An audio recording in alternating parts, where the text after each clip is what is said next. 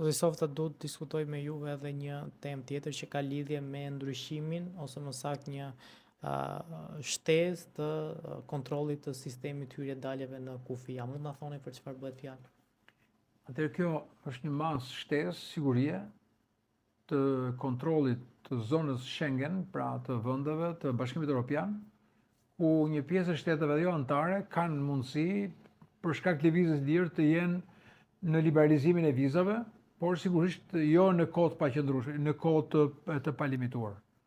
Këtu përfshihet Kosova, përfshihet Malizi, përfshihet Shqipëria, Maqedonia dhe vende të tjera, të cilët kanë në 180 ditë kanë drejt që qëndrojnë 90 ditë. Shpeshherë kjo është shkelur, mundësia e kontrollit të regjimit qëndrimit tyre për shkak të jo qëndrimit të menjëhershëm në një kohë të përcaktuar, por e ndarë kjo gjatë gjithë vitit, mund të ketë kalime dhe mundësia e verifikimit është e pamundur dhe shpeshherë njerëzit kanë abuzuar ose kanë përdorur ato për nevoja pune. Por nuk është vetëm kjo. Më shumë është kontrolli ndaj regjimit të daljes, pra mundësia e 90 ditësh nuk është totalisht baza kryesore e këtij ndryshimi. Është më shumë rritja e aftësisë së kontrollit qytetarëve që hyjnë, sepse në raport me kontrollin manual dhe regjistrin që bëhet nëpërmjet kompjuterit, që edhe mund të kontrollohet, ata duan dhe po krijojnë një database me dhëna të gjithë anëtarëve të tjerë jo europian që ndodhen në zonën Schengen, në zonat me vizat e liberalizuara. Dhe këtu kërkohet një foto që realizohet në atë moment dhe futet në database, merren gjurmë të gishtave, pra dhënat biometrike, përveç pasaportës, dhe kombinohet foto, gjurmë të gishtave dhe leximi i pasaportës biometrike, ku jo pak raste ka pasur falsifikim të tyre dhe mundësia e falsifikimit për shkak të inteligjencës artificiale që sot këto sisteme përdoren është e pamundur. Jo pak raste kam ndaluar nga policia shqiptare, po edhe nga policia të tjera, kur janë identifikuar dokumenta të falsifikuara. Por jo gjithmonë janë kapur në pikat e hyrje-daljes, kanë kaluar persona për shkak të mënyrës dhe asaj çfarë ato kanë bërë ndryshime në këto dokumente identifikimi. Ky sistem i ri nuk të lejon. E treta është mundësia për të ndaluar jo vetëm thjesht për efekte pune, por edhe për gjurmët e marra sa herë që një pjesë i përdorin kryesisht për shkak të numrit të avioneve që lejon të shkosh para ditë të kthehesh në darkë, ku një pjesë e vogël e qytetarëve kanë bërë grabitje. Kanë bërë grabitje në territorin italian apo në territoret tjera dhe janë kthyer përsëri në vendin e origjinës.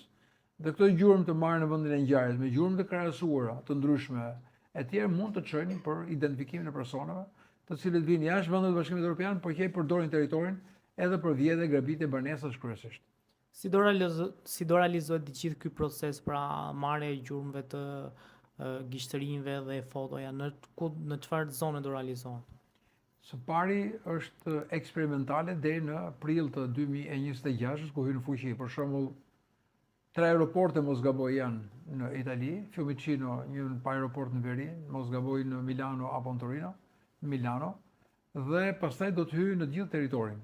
Flas për Italinë, po ashtu edhe vende të tjera, dhe do të kërkohet ndoshta masa shtesë për gjitha vendet e tranzitit. Për shembull, vende të tjera që vinë në Shqipëri dhe Shqipëria është një vend tranzit për të vajtur në vende e Bashkimit Evropian, mund të kërkohet dhe këtu masa shtesë të mëtejshme për gjithë ata të huaj që vinë nëpërmjet këtij kalimi për shkak të liberalizimit të vizave gjithashtu. Kontrolli do jetë një herë në sa herë që të kalosh apo do jetë një herë në X?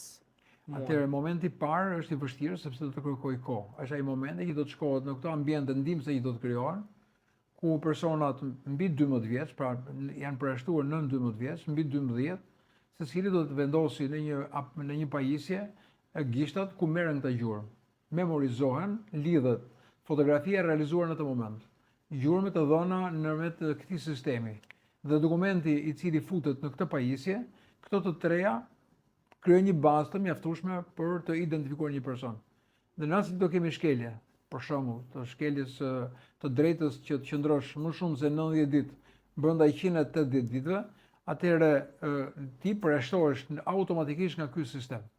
Dhe këto dhëna ruhen për 3 vjet, Në qoftë se ka pasur shkelje, këto dhëna ruhen deri në 5 vjet. Dhe ajo çfarë duhet të kenë kujdes qytetarët, do të jenë dy. E para, nëse pasaporta është në afat skadence, jo më herët se 6 muaj, pra duhet të ketë dhe 6 muaj afat skadence, sepse në të kundër sistemi është i tillë që nuk të lejon. Pra nuk është se je në kushtet e një kontrolli manual, por që mundet pa kujdesia të kalosh, ky sistem është shumë rigoros dhe nuk të lejon kalimin. E dyta, nëse dokumenti mund të jetë pak i dëmtuar apo i dëmtuar dhe nuk ka lexim të mirë nga sistemi, përsëri të krijon probleme se nuk të lejon, sepse nuk arrin ta bëj leximin dhe ky është prapë strikt rigoros dhe nuk të lejon hapjen e rrugëkalimit për të kaluar dhe për të hyrë në vendin e Bashkimit Evropian. Dhe mundësia e kontaktit me një punojës sigurie nuk është vetëm nëpërmjet sistemit. Pra, punojësi rrin në distancë, nëpërmjet kabinës, nëpërmjet monitorit, dhe ku ka sinjalizime në korsinë e duhur për personat veçantë, ku ka bllokime, ai kontrollon nëpërmjet monitorit dhe mund të ndërhyjë vetëm në momentet që ka bllokime apo sinjalizime nga sistemi i kontrollit të sigurisë. Dhe ndryshe nga momenti për cilin e po flasim, do të jetë një database i cili i unifikon të gjitha hyrje-daljet në të gjitha vendet, 27 vendet të Unionit. Pra, ky database do të jetë diku, nuk e di ku është vendosur, do të jetë database-i, dhe të gjithë dhënat, hyrjet nga portet, hyrjet nga aeroportet dhe gjatë gjithë vendeve të 27 vendet të Bashkimit Evropian, të gjitha shkojnë në kohë reale në këtë informacion dhe ky informacion në moment që ka konstatime vepron sikur të jetë një shtet i vetëm. E para, sa kohë do haj ky proces një qytetari që dëshiron të udhëtojë dhe do e kryej për herë të parë. Dhe e dyta, pasi ta kryej për herë të parë, si kryet procesi i kalimit herëve tjera? Pra, s'do ketë më kontroll manual nga polici kufitar? Në fillim, thash, është eksperimentale deri në 26 prill të 2026-s, kohë për cilën faza eksperimentale e implementimit të këtij sistemi përfundon. Dhe kjo kohë është e mjaftueshme që të jenë vendosur në gjitha aeroportet dhe portet pajisjet, teknologjia e nevojshme për të përballuar dhe fluksin, sepse të paktën vende siç është Shqipëria me Italinë apo Shqipëria me Greqinë janë fluks i jashtëzakonshëm. Jo vetëm turizmi nuk hyn në këtë histori, sepse një pjesë janë europianë dhe si tillë kanë kursinë e tyre dedikuar, po flasim për qytetarët shqiptarë që shkojnë dhe vinë në këto vende, por që nuk janë në shtetas të atyre vendeve që të kenë pasaportën e vendeve të Bashkimit Evropian. Gjithë të tjerët do të kenë problematika për shkak të radhës dhe fluksit. Njëkohësisht është dhe një sistem i cili është bërë edhe për rastet e vjedhjeve apo për identifikimin e personave të zhdukur, kur dikush ka përdorur këtë dokument në mënyrë abuzive për bllokimin e automjeteve të ndryshme të cilët janë të bllokuara apo janë të grabitura. Flasim kur të dhënat e dokumentave të qarkullimit dhe dokumentet biometrike që lidhin pronësinë e mjetit me dokumentin e pronësisë mjetit dhe të poseduesit mjetit ka mospërputhje. Pra, në çdo rast që ne do kalojmë pas regjistrimit të parë, që do jepen shenjat e gishtave, nuk do jetë më e nevojshme që sa të kalojmë të realizojmë këtë proces. Pra, mjafton me një kalim pasaporte dhe ti po themi kontrolli kryhet në mënyrë automatike pa pasur nevojë që ta vulos polici kufitar, apo? Jo, nuk ka asnjë lloj kontakti me policin kufitar, është vetëm vizual, është sistemi që e bën këtë kontroll, është mënyra e inteligjencës që është integruar në këtë sistem dhe automatikisht porta hapet. Flas për kontaktin fizik. Pra në momentet e parë do jetë vështirë sepse varet nga numri i madh i sporteleve, nga numri i madh i fluksit që mund të ketë, sepse nuk është se zbret një avion vetëm nga Shqipëria, po vjen nga disa vende të cilët në një kohë mund të zbargojnë dhe mund të jenë pjesë e përpunimit të këtij sistemi. Nuk e di nëse në hapësirat e aeroporteve i kanë këto mundësi që ta përballojnë këtë fluks. Mendohet që mund të ketë dhe kabina që mund vendosen jashtë apo nuk e di ku do jetë, sepse ende nuk është shumë e qartë që të bëhet një punë para përgatitore në momentin kur ti do të shkosh dhe do të kalosh pastaj në sportel. Sigurisht që aty mund ato pyetjet që të bën një punonjës i sigurisë së aeroportit apo një punonjës i kontrollit të pikës kufitare, ku kërkohet do të kesh një siguracion për ditët e qëndrimit, do të kesh monedha për ditët e qëndrimit nga 50 deri 100 euro në ditë, varet nga vendet sa kërkohet, do të ketë një bilet vajtje ardhe të kthimit, përveç kësaj që tham janë gjurmët biometrike, foto e fytyrës dhe skanimi i dokumentit. Përputhja e fotografisë realizuar në pajisje. Marrjes së gjurmëve biometrike për të gjitha gishtat e qytetarëve, pra dhe njëkohësisht skanimi i dokumentit. Përputhja e këtyre të treve krijon identikitin dhe besueshmërinë e personit që posedon një mjet kalimi. Prej datës 12 çdo udhëtar që kalon nga Rinasi ose nga kufijt shqiptar do e kryen këto proces apo do jetë me po themi etapa të ndryshme dhe aeroporte të ndryshme? Për shembull, në Itali janë vetëm 2 aeroporte. Për shembull, marrim Romën, është Fiumicino, nuk është Ciampino. Pra që zbret në Ciampino nuk e ka këtë procedurë, është një procedurë normale, siç ka vazhduar deri tani. Dhe në mos gaboj dhe aeroport në veri. Nuk e di cili nga këto mund të jetë në Torinos apo i Milanos. Malpensa, mund të jetë Malpensa. Edhe vende të tjera nuk i kanë vënë të gjitha aeroportet apo portet, për shembull i Durrësit, i Barit, por do të jetë deri me datën 26. Mas datës 26 kanë deklaruar që duhet të jetë vendosur gjitha këto sisteme dhe kudo do të jetë e njëjta procedurë. Pra do jetë edhe jo vetëm në aeroportet e Bashkimit Evropian, por edhe në aeroporte nga cilët nisen udhëtarët, apo? Flasim për hyrjen brenda Bashkimit Evropian. Këto janë rregullat e Bashkimit Evropian. Pra Bashkimi Evropian ka vendosur këto rregulla për gjithë ata të cilët janë me vizat, me liberalizuar nga vizat. Pra Shqipëria, Maqedonia, Malizi, Kosova, pra kush janë vendet të cilët përfshihen në zonën Schengen. Pra kush përfshihet në zonën Schengen do të ketë këtë sistem. Përjashtim ka vetëm 27 vende të Bashkimit Evropian. Ato që janë antarë dhe kanë pasaporta të këtyre vendeve. Prej ditës së sotme, ashtu siç e kishte paralajmëruar qeveria, nuk do lejohen qarkullimi i monopatinave elektrike. Si u duket ky vendim dhe a duhet ishte po themi marrë më ndryshe si vendim? Së pari monopatinat kanë kohë që qarkullojnë dhe ne kemi kohë që ngrem të njëjtin alarm probleme se si mund të disiplinojmë ata.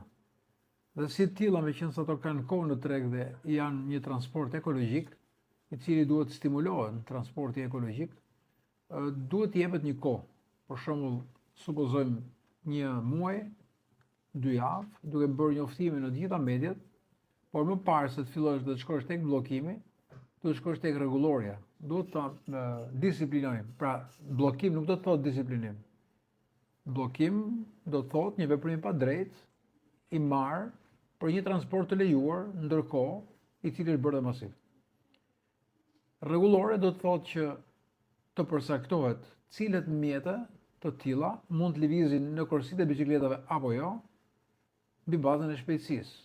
Çfarë ata duhet të jenë të pajisur? Për shembull me kokore, masa mbrojtëse për ta, ndalimi i përdorimit më shumë se një person mbi ta, të kenë siguracion në rastet e dëmeve që shkaktojnë apo dëmtime fizike që mund të kryejnë qytetarëve, dhe duhet ndoshta apo jo të vendosin një jelek fosforescent, ashtu siç i bën dhe për motorët, gjë që nuk zbatohet, pra masa të kësaj natyre, ose dhe targat, sepse targat, nëse do të jepet një kohë vendosjes tyre, është e nevojshme për faktin që ata mund të evidentohen për palishmëri, rastet kur hyn në semaforë të kuqe, kur hyn në zonat ndaluara, kur kanë krijuar aksidente, kur kanë personat veçantë që i përdorin për grabitje, për gjitha këto në targave edhe mund të identifikohen mbi bazën e përgjegjësisë së mjetit, i cili duhet të ketë një numër shasie, nuk e di ka apo s'ka, po të paktën një numër targe e cila duhet të jetë e identifikuar me personin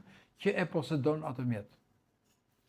Zotë Softa, pse mendoni që ka ardhur një vendim i beft, pra doli të shtunën mos gaboj Ministria e Brendshme dhe lajmëroi bashkë me drejtorin e policisë që prej ditës së anë nuk do ketë monopatina në qarkullim elektrike. Ndoshta duhet t'u jepi më shumë kohë që edhe po themi qytetarët ta rregullojnë lëvizjen e tyre që prej po themi një kohë të gjatë ata e kishin rregulluar përmes monopatinës elektrike. Patjetër që duhet një kohë gjatë, nuk mund të jetë brenda 24 orë të marrësh vendime, sepse duhet të kesh një informacion sa monopatina janë në qytet, sa prej tyre lëvizin dhe i përdorin ato si mjet të transporti për të vajtur në punë, dhe kjo kohë e shpejt, e pamjaftueshme, pa njoftime, jo çdo gjë dhe çdo njeri mund të shikojë mediat apo mund të shikoj mediat të shkruara, por njoftimi do të ishte në kohë, duke i dhënë atyre disa herë në vetë njoftime për njoftim për një bllokim të mundshëm. Mendoni që një rregullore do vi shumë shpejt dhe sa mund të jetë koha që mund të jetë i ndaluar qarkullimi i tyre? Kjo do të ishte më transparente, që në momentin që thua do të bllokohen, e para do të ishte koha, e dyta dhe nëse ka bllokim, po themi, do të jepet një afat. Sa kohë do të jenë bllokuara që qytetarët ta dinë që për një javë, për 10 ditë, dhe çfarë duhet ndryshojë, njerëzit duhet përgatiten, sepse edhe ndryshimet, nëse ka probleme me rregulloren, e cila mund të vejë kushte të tjera shtesë, të cilët nuk janë parashikuara nga këta drejtues, patjetër që do kohën e saj.